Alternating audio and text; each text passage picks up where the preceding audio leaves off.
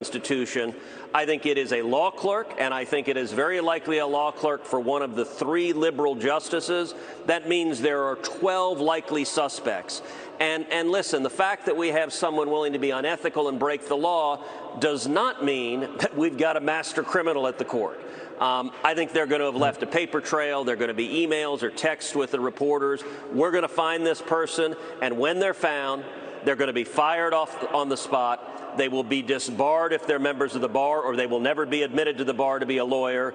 And to the extent they've broken criminal laws, They need to be prosecuted and sent to jail. And probably be a columnist on the Daily Beast or a commentator on MSNBC. I think it is very, very likely a law clerk. And it is very, very likely a law clerk for one of the 3 liberal justices. That means there are 12 human beings who are your likely suspect pool. That's not a big likely suspect pool. It is likely to be someone who is a hard partisan and who was willing to burn the place down because he or she was so upset about what happens. If I were to guess, the most likely justice for whom the law clerk is clerking is Sonia Sotomayor. Why do you say that? Because she's the most partisan of the justices, and so she's the most likely to hire wild-eyed partisans as clerks.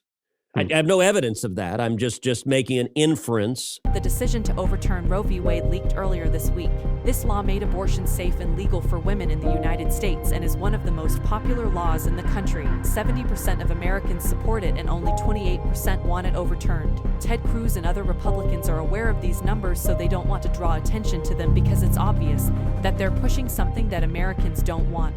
They've decided to divert everybody's attention from the real issue to a peripheral issue.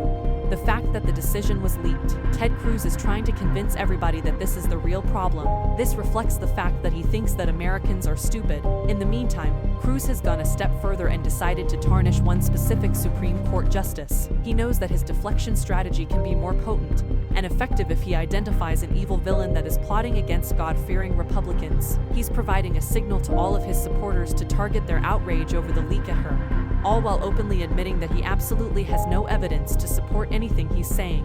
I have no evidence of that. I'm just making an inference. We hold Republicans accountable for their repetitive lies, their opposition to equality, and their attempts to disrupt our democracy. Support independent media by liking and subscribing. We also release many articles per day on our website. You'll find the link in the description.